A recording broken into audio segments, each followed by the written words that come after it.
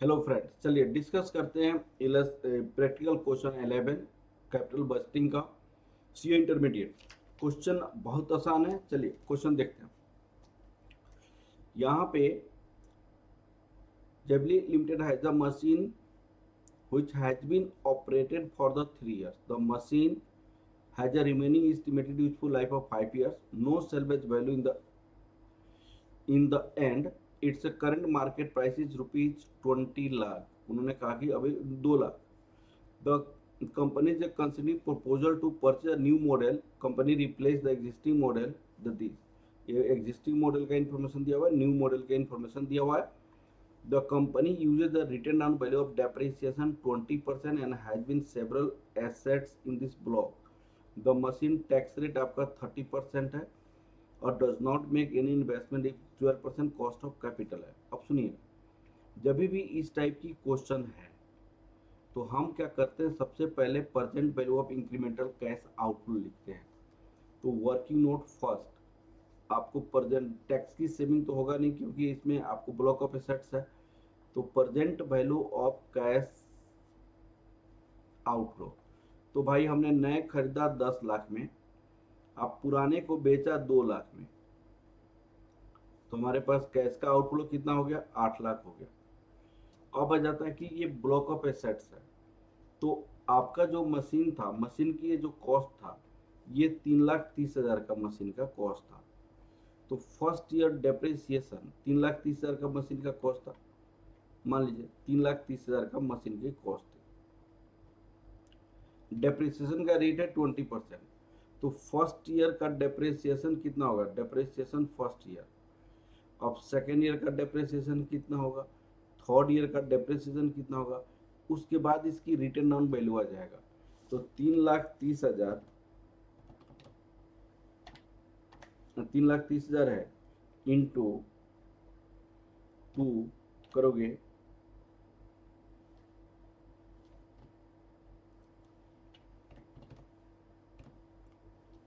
3,30,000 20% से डेप्रिसिएशन है, 20% से डेप्रिसिएशन है। तो आपको 20% पहले निकालोगे,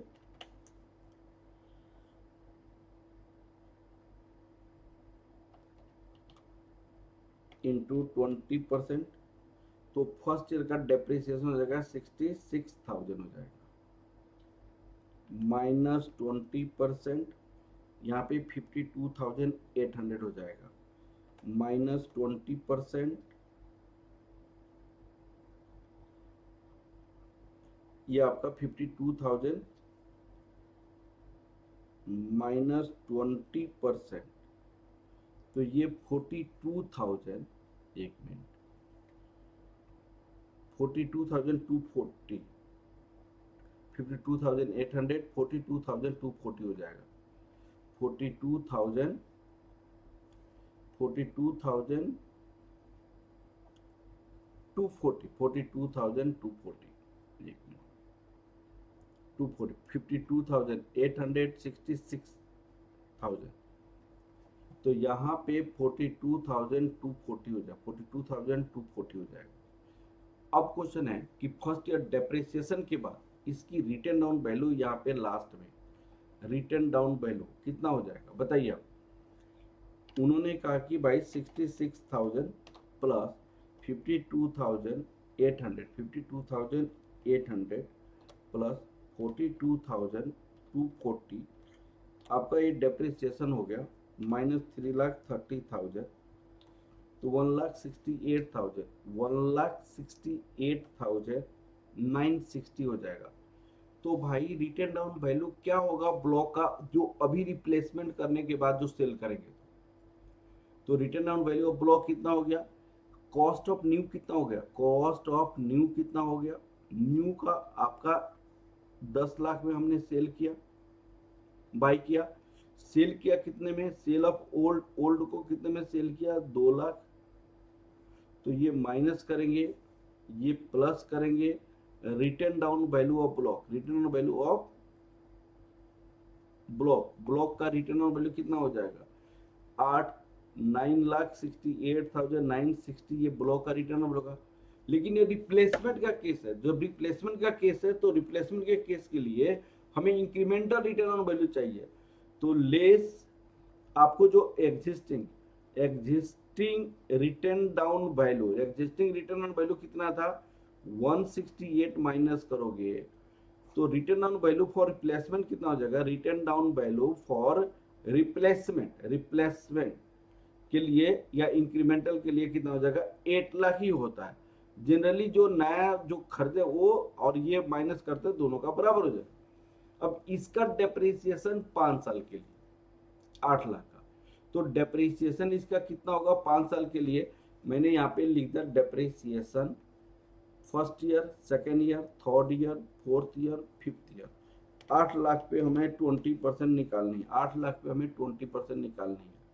तो डेप्रिसिएशन आपको 20% पे 8 लाख पे 20% डेप्रिसिएशन, तो आपको 20% इसका कितना हो जाएगा 8 लाख का, 8 लाख का इंटू 20%, तो 160 हो जाएगा यहाँ पे पहले साल का 1,60,000 माइनस 20% 1,28,000 दूसरे साल का डेप्रिसिएशन हो जाएगा, माइनस 20% 1,02,400 तीसरे साल का डेप्रिसिएशन, माइनस 20% 81,920 हो जाएगा, माइनस 20% करेंगे तो 65,536 हो जाएगा। ये 5 साल अलग अलग डेप्रिसिएशन हो जाएगा, 1,60,000, 128, 102 ये डेप्रिसिएशन हो जाएगा, क्योंकि मशीन उन्होंने बोला ब्लॉक ऑफ एसेट्स का कंसेप्ट है।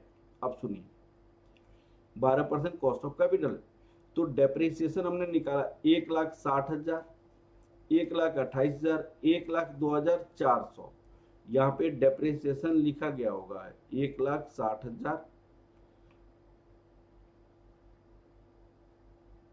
डेप्रिसिएशन, 1,60,000, 1,28,000, 1,02,400, 81,920, 81,920, 81,920, 65,536, 65,536 ये डेप्रिसिएशन हमने कैसे निकाला, ये आप लोग को समझ आ गया होगा, ये आप लोग को समझ आ गया होगा बेटा, ये डेप्रिसिएशन हमने कैसे निकाला, ये जो डेप्रिसिएशन निकाल के मैंने दिखाया।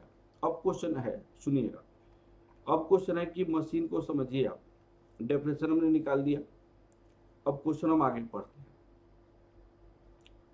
उन्होंने क्या किया कि एग्जिस्टिंग मशीन हमारे पास ये था 8 साल का लाइफ है, ये 30,000 यूनिट हमने किया, ये 75,000, तो ये 45,000 यूनिट हमने एक्स्ट्रा किया, तो 15 रुपए की रेट से, 15 रुपए रेट से, तो रेवेन्यू कितना आ जाएगा आपको 45 इंटू 15, ये 6,75,000 आपका, ये आपका रेवेन्यू आ जाएगा।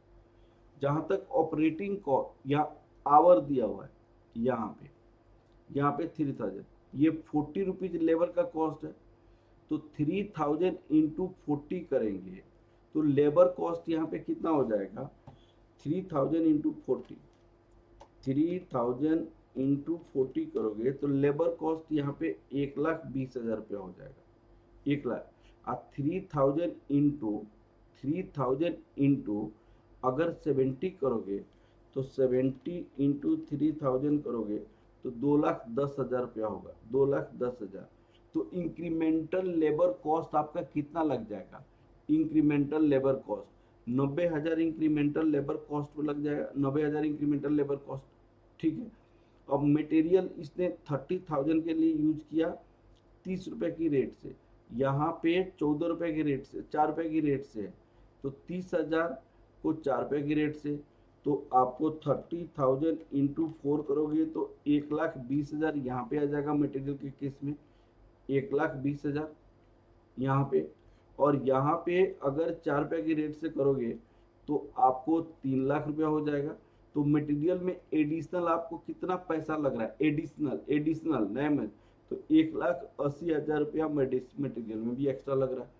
अब आपको रिवेन्यू सेल से इतना पैसा बच गया, आपको मटेरियल में एक्स्ट्रा पैसा 1,20,000, लेबर में एक्स्ट्रा 90,000, ये वाली जो कॉस्ट है ऑपरेटिंग इनडायरेक्ट कॉस्ट, यहाँ पे 50,000 लग रहा है, यहाँ पे 65,000 लग रहा है। इंक्रीमेंटल कितना लगा है, यहाँ पे 15,000 रुपये लगे। तो और इंक्रीमेंटल आपका कॉस्ट कितना हो जाएगा, 1,20,000 इंक्रीमेंटल कॉस्ट, 6,75,000, 6,00,000, ये सारे को माइनस करोगे, माइनस 1,80,000, माइनस 90,000, माइनस आपको 15,000 माइनस करोगे तो 3,90,000 आपको ये आ जाएगा earning before depreciation and tax हो जाएगा। Earning before depreciation tax due to replacement 3,50,000 कैसे हुआ आप लोग को समझ आया होगा। ये आपको जो इंक्रीमेंटल रिवेन्यू सेल्स आया वो उसको माइनस इंक्रीमेंटल मटेरियल कॉस्ट कितना लगा, माइनस इंक्रीमेंटल लेबर कॉस्ट कितना लगा, माइनस इंक्रीमेंटल इनडायरेक्ट कॉस्ट कितना लगा, 3,90,000। अब आपको यहाँ पे 3,90,000 यहाँ पे आ गई, 3,90,000 ये डेप्रिसिएशन निकाल दिया गया। तो profit before tax and depreciation, तो डेप्रिसिएशन माइनस किया तो प्रॉफिट बिफोर टैक्स आ गया।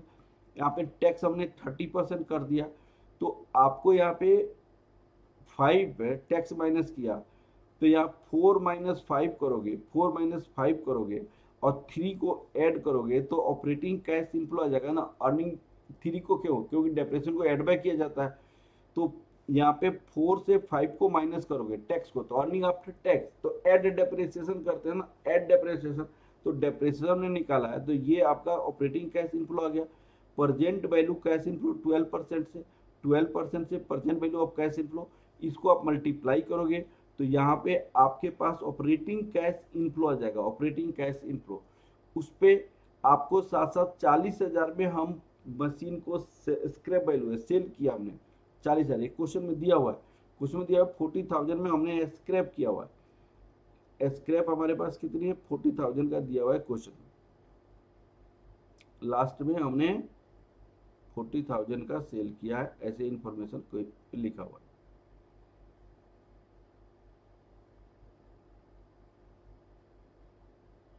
यहाँ पे सेल्वेज वैल्यू इनका कितनी है, 40,000 रुपीज है, तो ये आपको रियलाइज हो जाएगा। यहाँ पे ये 40,000 5वें साल में आया, तो ये आपका रियलाइज हो गया। तो दोनों को ऐड करने से आपके पास जो भी आएगा उसमें 8 lakh initial present value cash outflow है, तो ये आपकी नेट प्रेजेंट वैल्यू है। This is the net present value positive, इसलिए प्रोजेक्ट को क्या कर लेंगे हम, एक्सेप्ट करेंगे, इसलिए प्रोजेक्ट को क्या करेंगे हम, एक्सेप्ट करेंगे। हाँ जी, क्लियर हो गया बेटा, ये क्वेश्चन कंप्लीट हो गया, बहुत आसान क्वेश्चन था। Okay, thank you class, thank you very much.